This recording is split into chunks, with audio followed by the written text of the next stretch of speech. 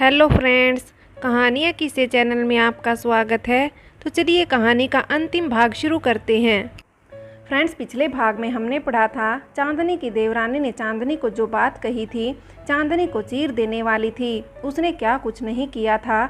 यहाँ आने के बाद उसके लिए फिर भी उसको ये सब चीज़ें सुनने को मिली। एक पल में उसका सारा किया धरा मिट्टी हो गया, उसका सारा वजूद चकनाचूर होकर रह गया। इंसान किसी से उम्मीदें लगाता है अपनी खुशियों की, लेकिन भूल जाता है मांगी हुई खुशियों से किसका भला होता है। इन सारी बातों से चांदनी को बहुत धक्का लगा। उसे समझ में नहीं आ रहा था कि वो किसको दोष दे, अपनी किस्मत को, पति को या खुद को। आखिर उसने क्या बिगाड़ा था जो हर बार उसे जिल्लत उठानी पड़ती थी? क्यों उसको हर जगह ऐसे ताने सुनने को मिलते थे? उसकी औलाद नहीं है तो इसमें इसका क्या दोष है? तो चलिए फ्रेंड्स, अब आगे शुरू करते हैं। चांदनी की देवरानी के जाने के बाद भी चांदनी की मुसीबत कम नहीं हुई थी। उसकी देवरानी ने जाते जाते उसके दामन पर दाग लगाया ही था, साथ ही ऐसी तोहमत भी लगाई थी जिसको बर्दाश्त करना चांदनी के बस में नहीं था।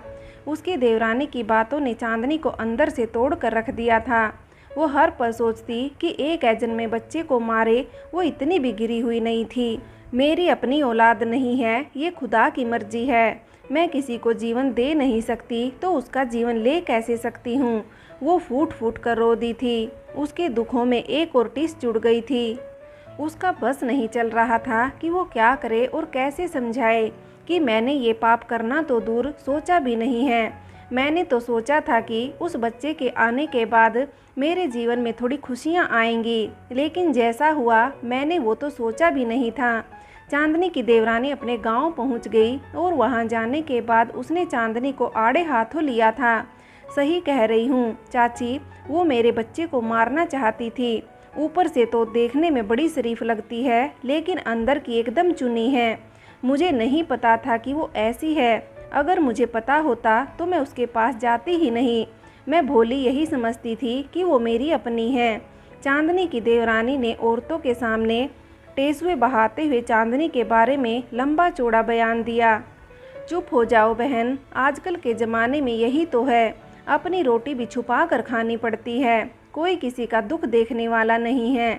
बताओ, अपनी औलाद है नहीं तो दूसरों की औलाद के साथ ऐसा करेगी? इसलिए तो ऊपर वाला उसकी अब तक गोद सुनी रखा हुआ है। पैसा ही सब कुछ नहीं होता। इतना पति प्यार करता ही है, पैसा कमाता ही है, तब भी गोद सूनी की सूनी है। उनमें से किसी एक औरत ने तंज कसते हुए कहा था। चांदनी के ससुराल से लेकर मायके तक उसकी थू थू हो रही थी। चांदनी की देवरानी ने पूरी हाय तौबा मचा रखी थी सो अलग। इन सब से चांदनी बहुत टूट गई थी। किसी ने उससे पूछने की जहमत तक नहीं की थी कि जिसकी सज़ा उसको दी जा रही है उसने वो जुर्म किया भी है या नहीं। उसने इतना मानसिक दबाव ले लिया था कि उसको नर्वस ब्रेक डाउन हो गया और वो एक शाम ऐसे ही बेहोश हो गई। आनन फानन में उसके घर वाले उसको हॉस्पिटल ले गए, जहाँ से वो कोमा में चली गई। जब डॉक्टर से पूछा गया कि क्या बात है, तब डॉक्टर ने बताया कि आगे के 24 घंटे बहुत महत्वपूर्ण हैं। अगर इनको 24 घंटे में होश नहीं आया, फिर उसके बाद हमें पता नहीं ये कब तक कोमा में रहेगी। 2 साल, 5 साल, 10 साल या आजीवन। डॉक्टर ने धमाका किया। इस बात का इल्म जब रेहान को हुआ तो उसका दिमाग एकदम सुन्न हो गया, जैसे वो अपने होशो हवास खो बैठा। बदहवासी में वो फ़ौरन एयरपोर्ट की तरफ भागा। एयरपोर्ट से वो सीधा हॉस्पिटल आया था। हॉस्पिटल में आते ही आईसीयू में चांदनी को मशीनों में जकड़ा देखकर उसका दिल पूरी तरह टूट चुका था। अपने समाज में मर्द को किसी के सामने रोने की इजाज़त नहीं है, लेकिन चांदनी को ऐसे देखकर रेहान बच्चों की तरह फूट फूट कर रोया था। उसने शिकायती अल्फाज निकाले। खुदा, ये कैसा समाज बना दिया जहाँ पर किसी को लोग चैन से जीने तक नहीं देते। रेहान का बस नहीं चल रहा था, जैसे वो पूरी दुनिया में आग लगा दे। उसने अपने मन में सोचा कि एक बार बस चांदनी ठीक हो जाए, फिर मैं घर वालों से भी निपट लूँगा। उसकी रातें आज आईसीयू के बाहर टहलते हुए, कभी मिन्नतें करते हुए गुजर रही थी। ये 24 घंटे उसे 24 जन्म की तरह लग रहे थे। वक्त थम सा गया था, वो जैसे आगे बढ़ने का नाम नहीं ले रहा था। रेहान को ऐसी हालत में देखकर किसी का भी दिल हलक में आ रहा था। कोई अपने गुमान में भी नहीं सोच रहा था कि अगर चांदनी को कुछ हो गया तो हम रेहान को कैसे संभालेंगे। सारे इसी उधेड़बुन में लगे हुए थे। तब शायद रेहान की हालत पर ऊपर वाले को थोड़ा रहम आ गया था। नर्स ने आकर खबर दी कि मरीज को होश आ गया है और उसको होश में आता देख डॉक्टर सारे उसकी तरफ भागे थे। कुछ घंटों की तहकीकात के बाद चांदनी को नॉर्मल वार्ड में शिफ्ट कर दिया गया और रेहान को इजाज़त दी गई चांदनी से मिलने के लिए। साथ ही ये हिदायत दी गई कि उन्हें कोई भी ऐसी बात ना कही जाए जिससे उनको कोई सदमा लगे या दुख पहुँचे। तुमने तो मुझे डरा कर रख दिया था, तुम्हें एक बार भी मेरे पर तरस नहीं आया, तुम्हें खोकर मैं कैसे जीऊँगा। रेहान ने शिकायती नज़रों से चांदनी को देखा था। चांदनी ने एक नज़र उठाकर रेहान को देखा था। एक दिन में ही वो ऐसे हो गया था जैसे उसकी सारी दुनिया लुट गई हो। हाँ, दुनिया ही तो लुटने वाली थी। रेहान को ऐसी हालत में देखकर चांदनी थोड़ा शर्मिंदा सी हुई। रेहान ने फिर बोलना शुरू किया, मैं कितनी बार कह चुका हूँ चांदनी, मुझे बच्चा नहीं, मुझे तुम चाहिए। तुम मेरी ज़िंदगी में हो तो सब कुछ है।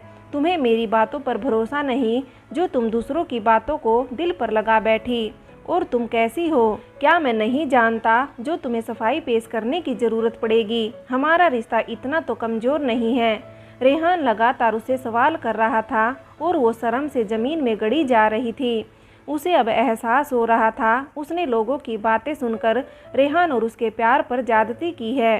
कुछ दिनों के बाद चांदनी अब पहले से बेहतर हो गई थी और इसी पल का तो रेहान इंतजार कर रहा था। वो चांदनी को लेकर अपने गांव आ गया और आते ही वो एकदम हत्थे से उखड़ गया।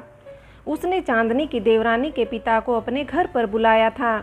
हालांकि चांदनी ने काफ़ी मना किया था कि अब सब बातें ख़त्म हो गई, अब बातों को ना बढ़ाया जाए, लेकिन रेहान किसी को बख्शने की हालत में नहीं था और चांदनी पहली बार रेहान का ये रूप देख रही थी। अब वो भी खौफ खाने लगी कि आगे क्या होने वाला है।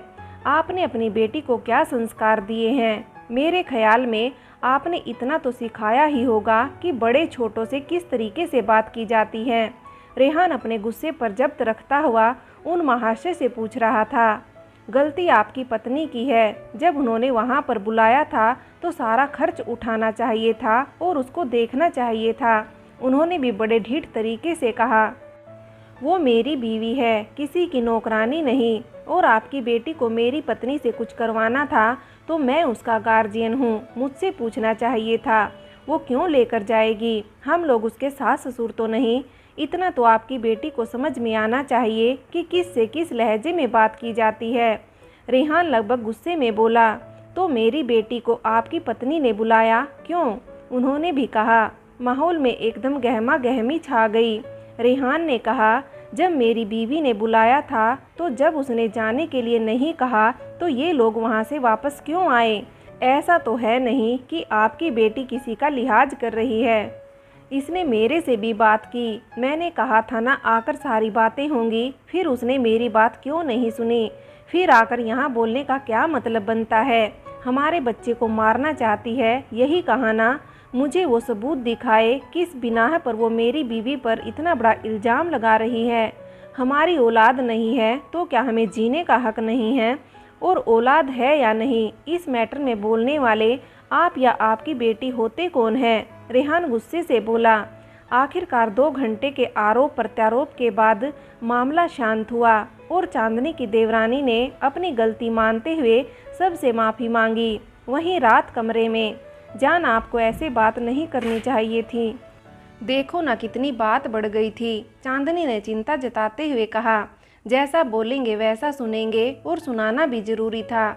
अब लोगों का मुंह बंद रहेगा और बोलने से पहले 100 बार सोचेंगे। रेहान ने सहजता से कहा। फिर भी जान, ऐसे किसी को घर में बुलाकर ये सब बातें करना अच्छी बात तो नहीं है। चांदनी थोड़ा परेशान हो रही थी। हाँ, अच्छी बात नहीं है, लेकिन उनकी बेटी ने ही उन्हें ये दिन दिखाया है और इतना कहना भी जरूरी था। छोड़ो ना, तुम भी क्या बातें लेकर बैठ गई हो? रेहान उबते हुए बोला। जान कितने दिन के लिए छुट्टी पर आए हैं? चांदनी ने मायूसी से पूछा। कितने दिन के लिए? अब मैं कहीं नहीं जा रहा। मैं हर समय अपनी बीवी के साथ रहूँगा और मेरी बीवी को बच्चा भी तो चाहिए, उसकी भी तो तैयारी करनी है। रेहान ने शरारत से चांदनी का हाथ खींचते हुए कहा। धत, मैंने ऐसा कब कहा। चांदनी शर्मा के रेहान की बाहों में सिमट गई। जब हम सिमट के बाहों में आ गए, लाखों हसीन ख्वाब निगाहों में आ गए। रेहान को यहाँ पर आए लगभग 2 महीने हो चुके थे। इन 2 महीनों में एक भी दिन ऐसा नहीं था जब आकर लोगों ने उसे सलाह ना दी हो डॉक्टर के पास दिखाने की। कभी कभी इन सब से वो इतना उब जाता था कि लोगों से उलझ भी जाता था। मुझे अब समझ में आ रहा है तुम यहाँ कैसे रहती होगी। अभी मैं हूँ तो लोग ऐसे हैं, नहीं रहता होऊंगा तो क्या करते होंगे, सोच के ही गुस्सा आ रहा है। लोगों ने कह कह के मेरे कान पका दिए हैं। अरे मैं क्या करूँगा नहीं करूँगा वो मेरी प्रॉब्लम है। तुम लोग अपना देखो ना, लोगों को इतनी फिक्र क्यों होती है दूसरों के मामले में टांग अड़ाने की। वो आकर चांदनी के पास अपने दिल के फफोले फोड़ रहा था। इस पर चांदनी ने मुस्कुराकर उसको समझाया था, जान छोड़िए ना, उनका काम है कहना, अगर आप कहो तो हम डॉक्टर के पास चलते हैं। चांदनी ने रेहान की तरफ देखते हुए कहा, क्या चांदनी तुम भी भूल गई डॉक्टर ने क्या कहा था? हम 3 महीने देखते हैं साथ रह के, उसके बाद कहीं जाएंगे, इससे पहले मैं कहीं नहीं जाने वाला, वो अड़ते हुए बोला। रेहान की बातें सुनकर चांदनी चुप हो गई और समय का इंतजार करने लगी। धीरे धीरे ये समय भी निकल गया और 3 महीने से ज़्यादा हो गया। उसके बाद रेहान ने ही कहा, चलो चांदनी डॉक्टर के पास चलते हैं। वहीं डॉक्टर के पास मैंने चांदनी की सारी रिपोर्ट देखी, उनकी सारी रिपोर्ट नॉर्मल है, तो अच्छा रहता कि एक बार आप भी टेस्ट करा लेते। डॉक्टर ने थोड़ा दबे दबे अल्फाज में कहा। ठीक है डॉक्टर, मैं इसके लिए रेडी हूँ, रेहान ने कहा। रेहान डॉक्टर का चेहरा भांप गया था। अपने पुरुष प्रधान समाज में मर्दों का टेस्ट कराना जैसे उनकी मर्दानगी पर सवाल उठाने के बराबर था। डॉक्टर ये अच्छे तरीके से जानता था, इसलिए बोल नहीं पा रहा था, क्योंकि आए दिन उसका ऐसे पुरुषों से सामना होता रहता था। डॉक्टर को ऐसे देख के उसने बोलना शुरू किया, डॉक्टर मैं उन मर्दों में से नहीं हूँ जो टेस्ट करवाना अपनी मर्दानगी पर हमला समझते हैं। अगर मुझ में कमी है तो मैं उसका इलाज कराऊंगा। कोई भी यहाँ भगवान नहीं है। मेरी कमी की वजह से मेरी पत्नी लोगों के ताने सुने, मुझे बिल्कुल बर्दाश्त नहीं होगा। रेहान ने कहा, आपके जैसी सोच अगर पुरुष और समाज में हो जाए तो कितनी औरतों का भला हो जाएगा। मैंने आए दिन यहाँ ऐसे पेशेंट देखे हैं जिनमें औरतों को कोई कमी नहीं होती और पुरुष अपना टेस्ट नहीं करवाते हैं और सारा दोष अपनी औरतों पर मढ़ देते हैं। डॉक्टर ने कहा, हमारे समाज में सारी यातनाएं और ताने सिर्फ महिलाओं के हिस्से में आती हैं। पुरुषों को तो जैसे जन्म से ही सर्टिफिकेट मिला हुआ है कि सारी कमियां औरतों में ही होंगी। मर्दों को जैसे क्लीन चिट मिली हुई है। विज्ञान ने इतनी तरक्की की है तो हर चीज़ का इलाज अपने विज्ञान में संभव है। जितनी भूमिका महिलाओं की है उतनी ही भूमिका पुरुषों की भी होती है एक बच्चा पैदा करने में, डॉक्टर ने समझाते हुए कहा। चांदनी मन ही मन ऊपर वाले का शुक्रिया अदा करती और रेहान की लाखों बलाएं लेती। वो समाज के बाकी पुरुषों से एकदम अलग था। रिपोर्ट आने के बाद, देखिए मैंने आपकी सारी रिपोर्ट स्टडी की हैं, आप में थोड़ी कमी है जिसकी वजह से बच्चा होने में प्रॉब्लम हो रही है और हो भी गया तो मिसकैरेज होने के ज़्यादा चांसेज हैं। इसलिए मैं कुछ दवाएं लिख रही हूँ, आप खाइए, उसके बाद उम्मीद करते हैं हमें पॉजिटिव रिजल्ट मिलेगा। डॉक्टर ने रेहान को दवाई की पर्ची देते हुए कहा, ठीक है कोई बात नहीं डॉक्टर, आप ही उस दिन बता रहे थे कि हमारे विज्ञान ने इतनी तरक्की कर ली है कि हर चीज़ का इलाज संभव है। रेहान ने पर्ची थामते हुए कहा, बिल्कुल रेहान जी, अपने विज्ञान ने इतनी तरक्की तो कर ही ली कि वो लगभग हर इलाज करने में सक्षम है। फिर भी लोग अंधविश्वास के चक्कर में पड़ते हैं और इन्हीं की वजह से बाबा और मौलवियों की चांदी हो रही है। डॉक्टर ने अफसोस जताते हुए कहा। ये बात सुनकर रेहान ने नज़रें झुका ली थी, क्योंकि कुछ समय पहले जाने अनजाने में वो भी इस अंधविश्वास का शिकार हुआ था।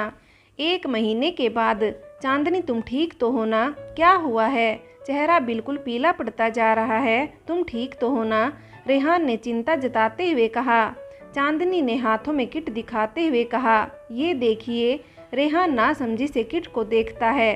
क्या है इसमें? उसने हैरानी से पूछा। जान मुबारक हो, आप बाप बनने वाले हैं। चांदनी रेहान की तरफ देखते हुए चहकी। सच में? रेहान खुशी से झूम उठा। चलो तुम जल्दी तैयार हो जाओ, हमें डॉक्टर के पास जाना है। मैं पिछली बार वाली गलती नहीं करना चाहता हूँ। वो बिना देर किए चांदनी को डॉक्टर के पास ले गया और अगले ही पल वो डॉक्टर के पास मौजूद थे। इस बार चांदनी और रेहान ने डॉक्टर के सारे निर्देशों का पालन किया था। डॉक्टर ने सारे चेकअप और दवाइयाँ समय समय पर लेने को कही थी। रेहान एक पल भी चांदनी को अपनी नज़रों से दूर नहीं करना चाहता था। वो चांदनी का सारा काम अपनी निगरानी में करता था।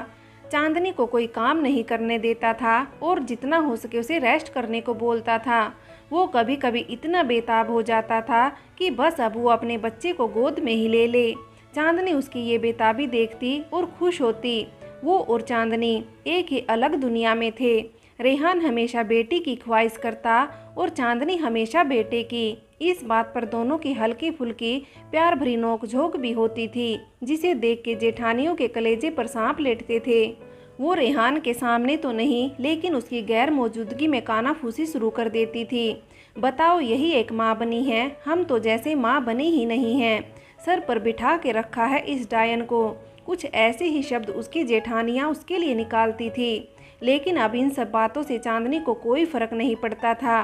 कुछ दिन बाद हॉस्पिटल में, आज चांदनी को लेबर पेन शुरू हुआ था, इसलिए उसे हॉस्पिटल में लेकर आए थे। रेहान बाहर बेचैनियों से टहल रहा था। उसे चांदनी और बच्चे की बहुत फिक्र हो रही थी। सच में माँ की ममता का गुणगान तो सब लोग करते हैं, लेकिन जो हॉस्पिटल के बाहर चक्कर काटते रहता है उसकी परेशानियाँ दबी रह जाती हैं। कुछ घंटे की मिन्नतें और इंतजार का सिलसिला आखिरकार ख़त्म हुआ। अब रेहान के कानों में वो खबर पड़ी जिसके लिए उसके कान तरस गए थे। थोड़ी देर बाद नर्स ने खबर दी, मुबारक हो, आप बाप बन गए हैं। लड़का हुआ है, वो भी जुड़वा। नर्स ने कहा। रेहान ये खबर सुनकर खुशी से झूम उठा और अपने जेब से पैसे निकाल के नर्स के हाथ में रख दिए और कहा, लीजिए, पूरे हॉस्पिटल में मिठाई बंटवा दीजिए। उसने चांदनी के बारे में पूछा। नर्स ने बताया कि चांदनी बिल्कुल ठीक है और दूसरे ही पल वो चांदनी से मिलने के लिए भागा। वो इंतजार नहीं कर पा रहा था। कमरे में जाते ही उसने चांदनी से पूछा, कैसी हो चांदनी? चांदनी ने कहा, ठीक हूँ, और अपने बच्चे की तरफ इशारा किया। रेहान ने बच्चों को गोद में उठाया और उसके कान में आजान दी। उसके बाद उसने चांदनी से कहा, तुम्हारा बहुत बहुत शुक्रिया, तुमने मुझे बहुत बड़ी खुशी दी है। साथ ही उसने अपने रब का भी शुक्रिया अदा किया। तेरी रहमतों से मुझे कब इनकार है मेरे खुदा, तू जब भी देता है अपने बंदों को उसकी औकात से बढ़कर देता है। धीरे धीरे कमरे में सारे रिश्तेदारों का हुजूम सा आ गया और मुबारकबाद का सिलसिला चलने लगा। आते ही सब पार्टी की डिमांड करने लगे। रेहान ने कहा, पार्टी तो ऐसी दूंगा पूरा गांव देखेगा। इसके साथ उन लोगों का मुंह लटक गया जो उनको खुश नहीं देखना चाहते थे। रेहान और चांदनी सबको ऐसे खुश देखकर चांदनी ने आंखें बंद कर ली और दिल ही दिल में रब का शुक्रिया अदा किया। आखिर उसे सब्र का फल मिल ही गया था।